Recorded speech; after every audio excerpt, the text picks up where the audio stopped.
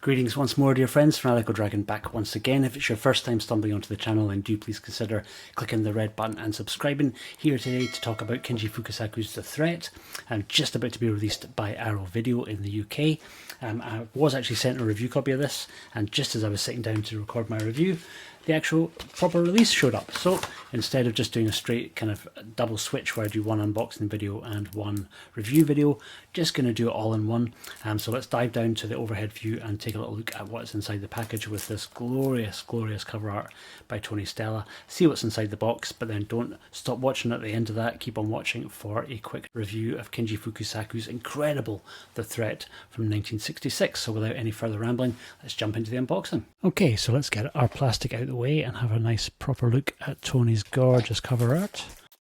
Okay, so now that there's no glare, you can see Tony's beautiful work on the front of the slipcase, and inside we're getting a repeat of the slip, but also a reversible sleeve with our original Japanese release poster. I'm rambling too much already, so let's take a look at what we get here, which is our little booklet. We're also getting a poster with a nice big version of both the Japanese print and also of Tony Stella's art, which is just wonderful. And inside our booklet we are getting cast and crew notes, Compromise and Complicity, the hosts of The Salaryman Dream by Haylay Scanlon, and then notes about the transfer, and then Haylay's article in Arrow's favourite fairly microscopically sized text, which is easy enough to read but does mean they can pack a lot into what seems like quite a small booklet. We'll cover that more when we take a little look at the in the extras review at the end of the film review. But that is your little booklet. On disc wise, we are getting quite a little bit. We're getting a brand new commentary by Tom Mez. We're getting Warning, Warning, Danger, Danger, a brand new 20-minute video appreciation by critic and Japanese film specialist Mark Schilling, the original theatrical trailer, image gallery, and then our reversible sleeve featuring the original and newly commissioned art by Tony Stella, which we already saw. So let's jump back up to a wide view and let's talk about the movie properly. Okay, so let's jump into the review. Now, going from the back of the case first, it's telling us The Threat is a gritty crime drama in the vein of Kurosawa's High and Low, set against the backdrop of a rapidly modernising Japan that has left many of its citizens behind. Misawa, played by Rentaro Makuni, who we've previously seen in Fugitive from the Past and Vengeance is Mine, appears to lead a charmed life, the very model of Japan's post-war economic miracle. His position as the account manager of a prestigious advertising company is enough to pay the mortgage on a spacious modern house he shares with his wife, played by Masumi Harakawa, from Intentions of Murder, and their two young boys. We'll get back to that in a second. Kitted out with all the latest mod cons, then one day the fragility of his existence is revealed when two violent jailbreakers turn up on his doorstep, seeking refuge and threatening to embroil Misawa in their criminal activities. Arrow Video presents this little scene early masterpiece from Kinji Fukasaku, the future director of Battles Without Honour and Humanity and Battle Royale, for the very first time outside of its own country in a stunning new transfer. Okay, so first off, a little bit of a typo on the back of the cover. The family does not have two young boys. They have one young boy who's phenomenal in the movie, I would hasten to add. The second child is actually a kidnap victim, and so basically the two fugitives that take refuge inside our hero's house are on the run from death row.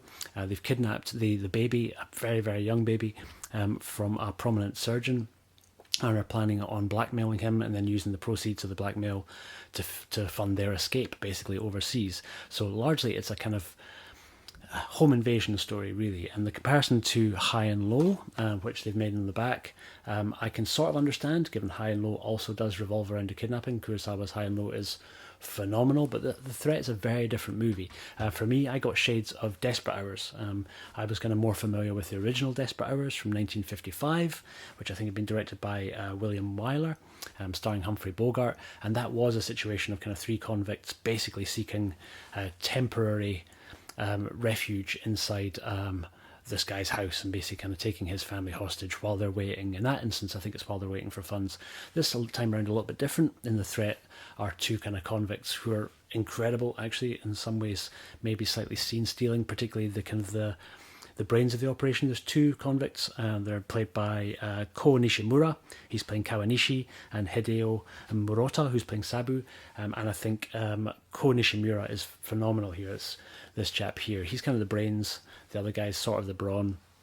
And there's a sort of malevolence a quiet malevolence to the way that he kind of plays his kind of role as the main sort of villain in the film that's really engaging to watch. He's pretty creepy, quite threatening, but always very understated, whereas the other guys all bluster and kind of much more kind of physical threat, which is exacted pretty nastily against the wife, who's the one that has to kind of spend the most time with him.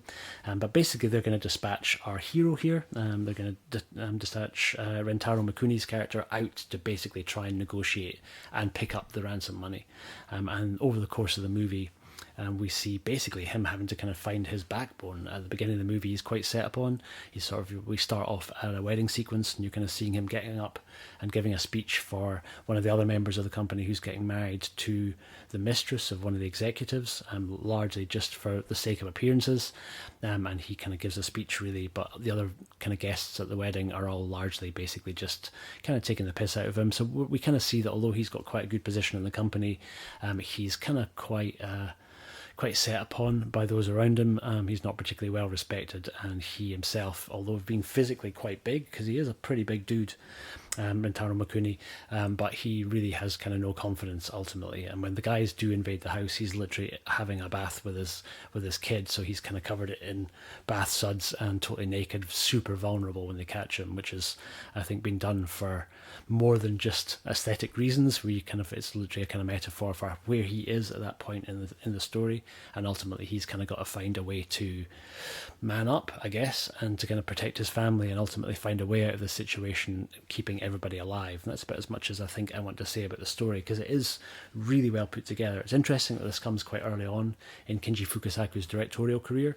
This one's from 1966, and there's a wonderful commentary on here by Tom Mes that I'd highly, highly recommend that you listen to. And Tom Mes in the commentary mentions that there was another movie from ever so slightly before in his career called Wolves, Pigs and Men, which at the time that he'd recorded the commentary wasn't available outside of Japan. That's since ceased to be the case. We've now had 2 releases of that movie coming along, one from Eureka in the UK and then one from Vinegar Syndrome in the States. I would push you towards a Vinegar Syndrome release because it also comes with another movie from slightly later on in Kinji Fukasaku's career. It comes with Violent Panic, The Big Crash from 1976, which is an incredible movie. Wolves, Pigs and Men also stars our lead from here, so we also get Rentaro Mikuni in Wolves, Pigs and Men, though I think between the two I much prefer The Threat as a movie. I think it's crazy how much he's advanced, Kinji Fukasaku that is, how much he's advanced over that 2-year period. He's really kind of starting to kind of find an awful lot of the tropes or traits maybe, or stylistic conventions that would ultimately kind of go on to define his style much more in the Battles Without Honor series. That kind of very frenetic, almost documentary style handheld camera. There's little touches of it here, but you can see that he's kind of still testing it out. So he does use an awful lot of stolen shots. So there's a bunch of sequences that they filmed away from the set that is the house where most of the story takes place, but there is certain moments when Rentaro Mikuni's character is dispatched to go and try and initiate kind of picking up the ransom. So he is sent out the house on his own with the criminals basically keeping an eye on his family as a threat to make sure that he follows through and does what they want him to do. And in the outside sequences, that's where I think they've just stolen an awful lot of shots. They clearly haven't got planning permission. They've just gone to the places and picked up the shots that they need. And in those moments, there is a little bit more sort of frenetic, crazy camera, but there's a kind of much more of a mix than we'd see in his later movies. And he's does 2 or 3 little montage sections that are really interesting, where he's kind of basically trying to show you the inner workings of our hero's mind, where he's at in terms of what he's worried about or what he's having to try and kind of overcome in order to really try and ultimately save the day, I guess. And I don't want to tell you exactly how it unfolds, but he does a really, really good job in terms of how he staged the action, and particularly kind of his choice of shots and his mixing of like really conventional static tracking shots versus handheld versus really close, almost borderline kind of photographic stills, but I think they are sort of very short little sequences shot with the main camera that work really nicely together. I think it just kind of comes together to be a really fast-paced, really gripping, great little thriller. I kind of enjoyed it actually more than the film that I do think kind of inspired it than Desperate Hours, because I think there's a little bit more going on here in terms of stakes, and there's a few more layers going on, and a little bit more of a commentary on society than we saw in Desperate Hours. Desperate Hours, incidentally, was remade.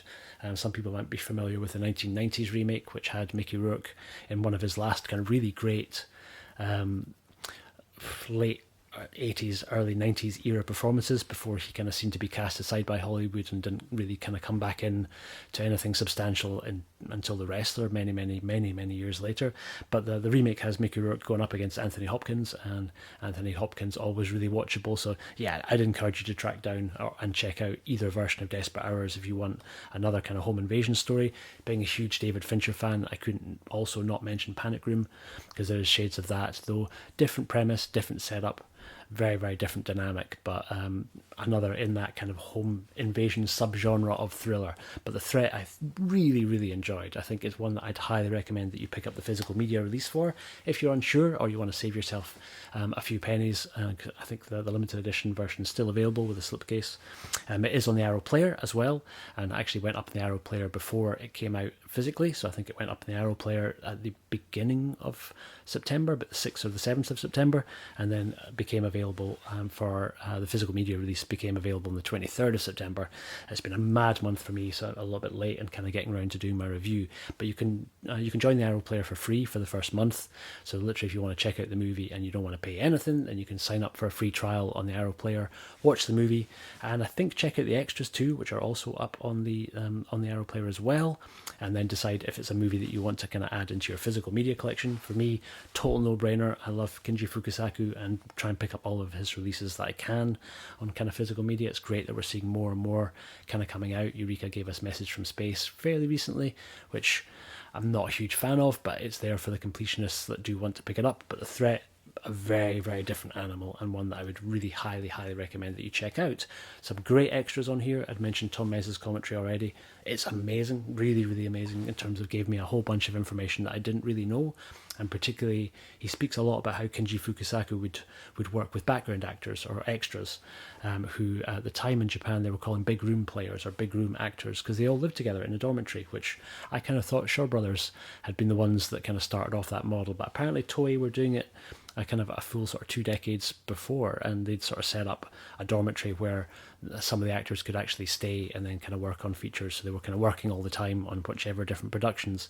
Apparently normally these actors were sort of relegated to being kind of given basic direction, normally by assistant directors, but apparently Kinji Fukasaku, not like that at all. He would literally go around and speak to each one individually and direct each one individually, and indeed ended up actually taking quite a lot of the actors he would work with in subsequent years from those big room players, and apparently they all had a huge amount of respect and admiration for him, probably because he treated them properly, like actual kind of full actors. But it means if you look in the background, because I've watched this movie 3 times now, so I could kind of go through the commentary on the last watch, and when you kind of look kind of past our sort of main point of focus in the frames or whatever our main actors are doing, and just watch what the background players are doing, and with the exception of some of the shots they've clearly just stolen, but even those I think he's filmed in such a way that you're not noticing anyone just weirdly looking straight into the camera at whatever's going on. His background actors are always kind of really engaged, really busy, and kind of doing stuff that makes it a much more kind of vibrant and interesting shot for those sort of cases. And then sometimes he'll pull some of them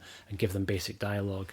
There's a couple of little kind of wee cameos from these sort of big room actors in small parts, but the police have very little presence in the movie overall. It's not one of these things where you cut back to see what the detectives are doing to try and solve this situation. It's literally kind of really tightly enclosed, just with our 2 kind of on the run convicts and our family, really, and what the family is doing. And there's a wonderful shift with the father and the son. So at the beginning, really it's the son who has an awful lot more balls and a lot more confidence, and is really trying to stand up against the kidnappers that have come into his home. And then there's a sort of shift over the course of the movie where the son starts to kind of doubt, and fear starts to creep into him, at the same time as our kind of main character, as Rintaro Mikuni, kind of finds his own strength and kind of finds his confidence to try and see the situation through. And it's a nice kind of recrossing over kind of narratively that kind of takes place between those two that I kind of really enjoyed. But there's more that I could speak about on the sort of the social commentary aspect of what was going on at Japan at the time, and particularly kind of the life of a salaryman. Haylay Scanlon gets into that much more so than I can do here in the wonderful booklet that comes along with with the set. And you can also check out, I think there's an article that Haylay Scanlon wrote that I will link to below in the comments here on their website, Windows on Worlds, that I'd highly recommend that you check out. You should just be bookmarking Windows on Worlds anyway, because it's a phenomenal resource, particularly for Japanese cinema, and with loads of really well thought out kind of great articles about a whole bunch of different movies, many of them from Kinji Fukasaku. And rounding out the extras, we also get about a 18 or 19 minute long kind of wee video essay, which I think is by Mark Schilling, and he kind of speaks a little bit about the kind of themes of the movie and kind of where it comes in Kinji Fukasaku's career, but also kind of really expands out to looking at other films that have used the same sort of narrative. And it's him that made the comparison to The Town, to Ben Affleck's movie, and wondered kind of out loud if Ben Affleck had kind of been directly inspired by possibly by The Threat, because there does seem an awful lot of kind of parallels between what's going on in The Town and what's going on in The Threat. But yeah, I absolutely adored this movie. I think I'd put it way up there with sort of my top, maybe within my top 5 Kinji Fukasaku movies that I have seen to date. He directed an awful lot over the years, but this one is way up there, and really interesting to kind of see how strong he was as a director this early on. I think it's light years ahead of Wolves, Pigs and Men, which I do also really enjoy and would recommend that you check out Wolves, Pigs and Men too. But I think for me, it's just more my wheelhouse. I love a home invasion film, really. I think it's something that is scratches at that itch of comfort. Your home is your castle, and so the idea of having that space violated and broken into, and kind of how you would deal with that, is always an interesting kind of dynamic to kind of see explored through movies. And this is kind of one of the better examples I have seen. Beautiful cover art by Tony Stella, and Tony Stella also did the artwork for the Vinegar Syndrome release. So I think they make a nice little kind of wee set of early Fukasaku movies. But that is about it. I think I've rambled on long enough. If you made it right to the end of this, I salute you, you brave and proud Japanese cinema fan.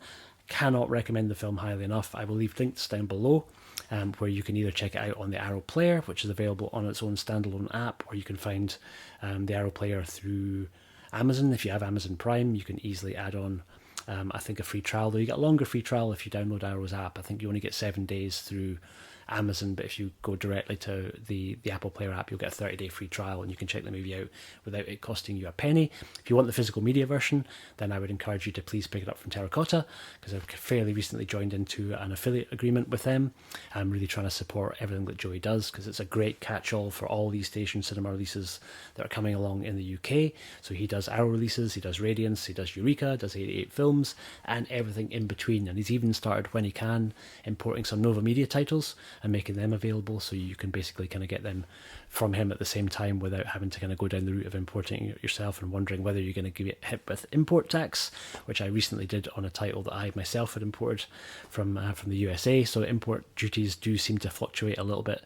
A lot of it is luck of the draw. So if you want to avoid any of that, check out Terracotta's site. Joey is phenomenal, wraps stuff really, really well, and usually is quite a bit cheaper. Certainly he's got the cheapest price currently for Arrow's Shawscope Volume 3 box set. He's got a great price on The Threat, and I think he still has it in stock. So I will leave a direct link down below to that, and there'll be a link to kind of my general affiliate page. So if you are thinking of getting anything from Terracotta and you like what I do here, an easy way of you supporting the channel without it costing you a penny is just to buy stuff from Terracotta using that link, and I will get a tiny little percentage, which will all go back into picking up releases like this that I can review for the channel. For those that really, really enjoy what I do and you kind of want to support me more directly, I do have a Patreon page, and you'll find a link down to that below too. Loads of exclusive content, and starting to put more unboxings up as Patreon exclusives, and trying to kind of keep the main YouTube site populated more with reviews. And there's a lot that I'm going to be doing for Shawscope Volume 3, and that's all going to be going up here on the main YouTube page, so a little bit less space for unboxings. So there's a bunch of kind of exclusive unboxings, I think one commentary track at the moment up there, as well as a bunch of other stuff. You can join the Patreon for free and have a little look around, and then if you decide you like what you see, you can kind of pay for one of 3 tiers, and that'll give you access to the exclusive content that I make just for the Patreon, or early access for stuff that will eventually end up over here, but always goes up to the Patreon first. But that's it. This has been a long one today, but there was a lot to get through, and it was a movie that I enjoyed so much that I had quite a lot to say. Last thing I would mention, that if you really enjoy seeing Rentaro Makuni and you want to see another release from him from Arrow, he's also in A Fugitive from the Past, which is a great release. That's Tomo Ichida's movie. Really, really kind of great, very slow burn detective thriller, but well worth a watch as well if you haven't seen it. And if you want a review of that, let me know in the comments down below, and I will do a review for A Fugitive from the Past, because that's been out for a few years from Arrow, so I never had a chance to do a review. It didn't seem timely after I picked that up in one of the Arrow sales. But yeah, A Fugitive from the Past, also highly recommended, but not nearly as much as The Threat, which I absolutely adored. And that's it. I've been the Fanatical Dragon. You're an absolute hero if you made it to the end of this, because I know we're probably about to hit the 20-minute mark, which is pretty long for one of these sort of videos. So thanks again for watching. I will see you on the next one. Take care.